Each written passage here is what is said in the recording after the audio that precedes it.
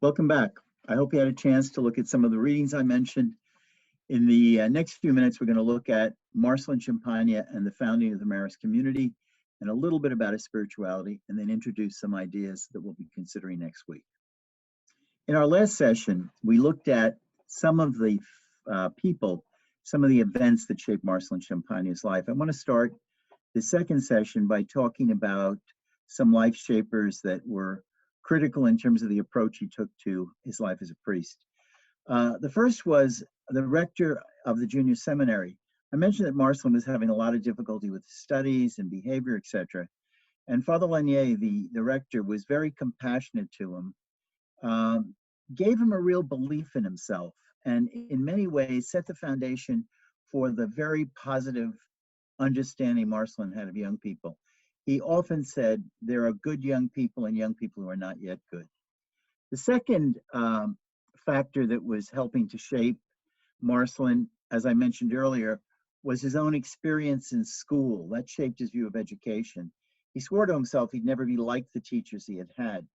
Also, he was faced with the challenge of having to catch up and keep up as a student. So he had a great deal of understanding for students who had difficulty in school, those who were challenged in a variety of ways. And one of his favorite quotes from me is one that he used often. He used to say to the early brothers, to teach young people, you must love them first and love them all equally. And that is the way really in which he approached his life. So taking that or keeping that in mind, let's go back to Marcellin arriving in the parish in Laval. Well, it was quite a scene that he faced. When he moved in, he discovered that his pastor was alcoholic. The parish was in great disarray, understandably, since Father Ribot was the only priest there. So he slowly set about trying to rebuild something of parish life. As part of his duties, he'd often go out to visit families, and on the 28th of October, he was called to the Montagne house. And there was a young boy there, 16, Jean-Baptiste, who was dying. And so Marcellin was going to give him the sacrament of the sick. And as he talked to him, he realized the boy knew nothing about faith. So he tried to take some time to talk to him a little bit about the love of God, a little bit about the meaning of faith. And he anointed him, and then he went on his way. And he came back later that evening to see how he was doing. He stopped by the house only to discover that Jean-Baptiste had died. That moment was a life changer for him. He said to himself, I'll never allow this to happen again. And that's where he got the idea to found a congregation of brothers who would evangelize young people. October 28th, he meets Jean-Baptiste Montagne, and just several weeks later, on January 2nd, 1817, he founds the Marist Brothers. He's 27 years of age. So a very, very young man. And as many young people in his situation find themselves, he didn't have many resources. Actually, what he had was an old house that he was able to purchase with a loan he took out. He had two uneducated recruits who kind of shared this dream with him but had no schooling, and he had no money. But he had a dream.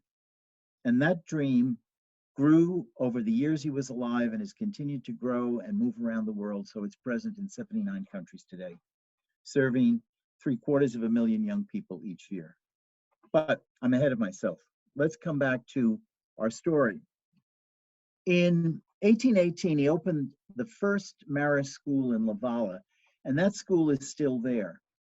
The old house he bought in the village of Laval, and just next door to it, he established this school. Now, the school that's there today, it obviously looks very different than what was there at the beginning, as does the house. Remember, they were dealing with very simple circumstances, but he got a former Christian brother in to begin teaching these young men how to be teachers, and over time, he trained them as teachers and began to send them out to schools, not only like the one next door, but schools in the rural villages throughout France. Marcellin's commitment initially was to bring education to the rural villages and rural areas of France where there were no schools, and you just had farm kids who had no education. Another pivotal moment in his life occurred in 1823, and we don't know the exact dates of this, but Marcellin was at Laval, and he received news that Brother Jean-Baptiste Fauré had fallen ill. So he and a brother Stanislaus decided to set off and go to visit him. And it was quite a distance they were walking. And if you're ever visiting that area where Marcellin began the Marist movement and the Marist mission, it's filled with hills. It's an old previously volcanic area. So there are tremendous hills up and down. They visit Jean Baptiste, and then even though a storm was coming in, a snowstorm, for some reason, he and Stanislaus decided to try to make it back to the house in Lavala. Well, during the course of their journey, the snow became worse. They had whiteouts. They lost their way. And at one point, Stanislaus was so weak, it was as though he was going to collapse. What did Marcellin do? Well, he and Stanislaus prayed to Mary, prayed the Memorare, O most gracious Virgin Mary, let it never be known that those who fled to your intercession, asked your help, etc., were left unaided. A moment later, they saw a light very nearby. And it's a very interesting story because the man with the light was a farmer, local farmer, and he was going out to the barn that evening. Regularly, he went to the barn, but he always cut through a door in the house, from the house to the barn. He didn't go outside. And here it is a night where there's a blizzard, and for some reason he goes outside. And in going outside, Marcellin and Stanislaus see the light and they seek the house out. Till the day he died, Marcellin was convinced that Mary had saved he and Stanislaus. And it was really another step in his complete reliance on Mary. He believed that the Marist movement and the work of the Marist movement was the work of Mary, and that it was up to her to see that it moved ahead. He would do what he could, but if it didn't move ahead, it was her responsibility. But again, here is this man of remarkable faith who's committed a congregation around Mary, a woman of remarkable faith. And next week, when we speak about Mary, we'll see how in some ways we've domesticated her, but I won't get into that today. So the Memorare in the snow is more than a story. It's a stepping stone in its life. It's a key moment in his life of faith. And Marcellin came to believe and trust in Mary as our good mother and ordinary resource. He took everything to Mary. He also believed that he was doing the work of Mary and Jesus, not his work. Actually, in the early Marist movement, the belief was that any Marist was Mary in the world today, the hands and feet, eyes and ears of Mary, working on behalf of Mary and her mission in the world. Now, as his small community got underway, he faced a number of crises, and one was a crisis of vocations. No one was joining. But that didn't set him back. Almost immediately after he was faced with the crisis of no vocations and made a pilgrimage, and some people did come, he decided to build a 5-story building called the Hermitage. And that still exists today in Lavala. It's been expanded since then, it's been remodeled since then, but it really became the center and the heart of his institute.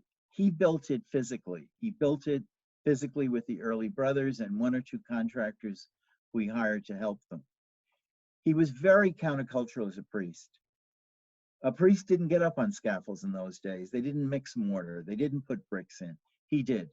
And that was one of the themes that he instilled in the community, a love of work, to be able to do things yourself, to build things, to not get discouraged, to say, coming together, we can accomplish anything.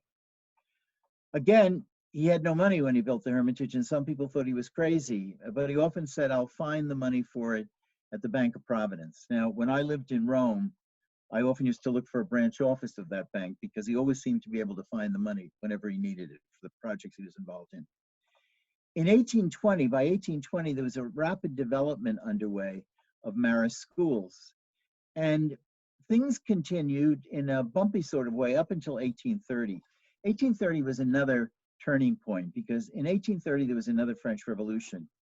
And some of the politicians thought that Marcellin was hiding arms and soldiers at the Hermitage. So they appeared one day, knocked on the door, and insisted on searching the house. Well, it was quite clear when they got in that there was very little there, and surely not guns.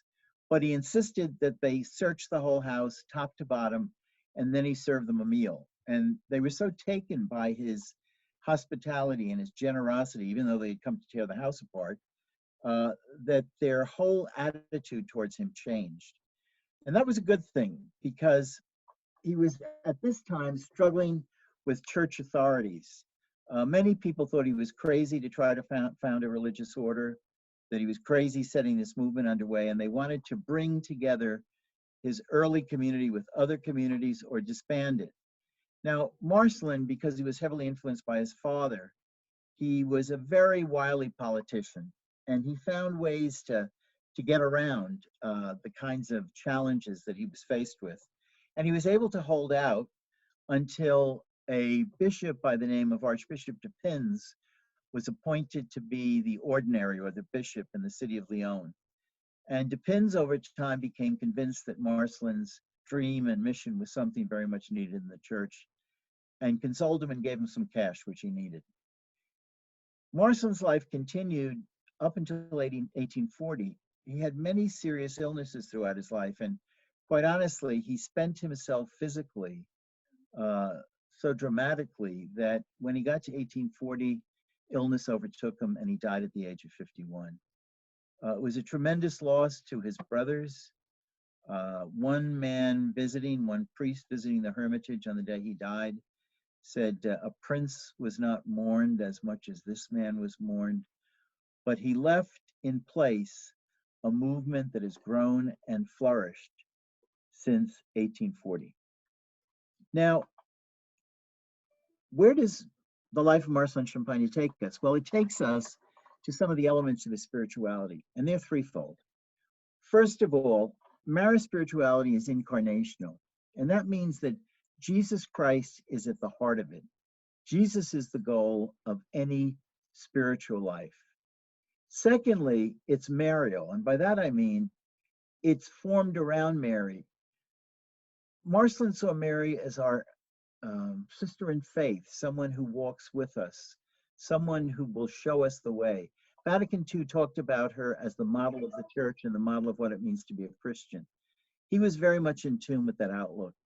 And thirdly, as I mentioned, marking his spirituality with the virtues of mercy and compassion. And you see the spirituality lived out not only in the lives of people who are Marist, but also in the lives of Marist educators. And therefore, there are certain principles that are foundational to Marist education. And the first is that we teach children and young people, not subjects. We are involved with people. Marcellin said we should be older sisters and brothers in the midst of young people. Secondly, that Marist educators have a distinctive Marist style, that if someone spends years or times in a Marist institution, it should change them in a particular way, change their heart, change the way they look at the world. We'll say more about that in a moment. And thirdly, Marist educators are meant to be heralds of the good news of Jesus Christ to young people. As I mentioned earlier, they're meant to help young people fall in love with God. Now, what do I mean by a distinctive Marist style? Again, these outlooks, these ways of looking at the world, these approaches to education come out of the spirituality of Marcellin Champagnat. There are 5 pillars, 5 foundational principles of Marist spirituality, and the first is presence. Marist educators immerse themselves in the lives of young people. We build relationships with them and we earn their trust, particularly young people who live on the margins. Marcellin said a Marist educator should be an older sister or brother in the midst of young people. Secondly, simplicity. Marcellin hated pretense. So he said to those who followed the Marist movement, be genuine, be straightforward, be honest, be aware of your own limitations, and consequently do good quietly. Thirdly, he insisted that there be a family spirit in any Marist institution. Building on that principle of be an older sister or brother to our students, he said, respect the dignity and needs of each of them and work hard to build a school community, a sense of family among all those involved. He also was very keen about a love of work, and by that I don't mean workaholism, but he said the work of a teacher is to help young people develop a strong character, a resilient will, a balanced conscience, and solid values on which to base their lives. values on which they'd raise their families later, or approach a particular way of being in the world, whether they're married or single, or they'd be in a religious community or whatever, that these would be foundational principles and they'd be based on a love of work. And then finally, and very importantly, in the way of Mary. Mary is the model for a Marist educator. Why? Because she had the ability to be surprised. She had the good sense to ask questions. Paul VI was Pope. When he was Pope, he said at the Annunciation, Mary asked a lot of questions. She was greatly disturbed by the message of the angel. This woman was a remarkable woman of faith, and we'll say more about her next week. And she is truly our sister in faith. And my hope is that by the time we finish these 4 weeks together, we will feel, as Marcellin did, that she's someone who walks with us in life. How then can we be like Mary in the 21st century? Meister Eckhart, who was a spiritual guide centuries ago, said, "What good is it for me if Mary gave birth to the Son of God 1400 years ago, if I do not also give birth to the Son of God in my time and my culture?" We are all meant to be mothers of God. God is always needing to be born. And that's where the Marial character comes in. As we imitate Mary, we are bringing God to life century after century. And the Marist Project flows from that. The Marist Project is to share in the work of Mary and to undertake it in Mary's way, to be the hands and feet, the eyes and ears of Mary in the world. Because the church will be effectively nurtured into life by people who take on Mary's role and who, with mercy and compassion, sow the seeds of faith, hope, and love. If we talk about the renewal of the church today, the renewal of spirituality in our cultures, it'll come about because of people who take on Mary's role and do today what she did for the early church. Who are the inheritors of this legacy? It's lay Marists and Marist brothers together. The early founders of the Society of Mary envisioned 5 branches. 1, the Marist Fathers, 2 orders of Marist Sisters, Marist Teaching Sisters, Marist Missionary Sisters, the Marist Brothers, which are also called the Little Brothers of Mary, and finally an enormous lay branch, working together to be Mary in the world, to bring Jesus Christ to love young people, to help young people fall in love with God. Thanks for spending this time together. I hope that you enjoyed a little bit more information about the life of Marcellin Champagnat. As I mentioned, there are readings you can also take a look at, which will supplement that. And I look forward to our virtual session, our discussion next week. Also, when we come together for the 3rd session, we'll be talking about Mary of Nazareth, and we'll look at Mary of Nazareth in a particular way. We want to understand Mary not as some plaster statue, but rather as a remarkable woman of faith in our world and in our lives today. Thank you.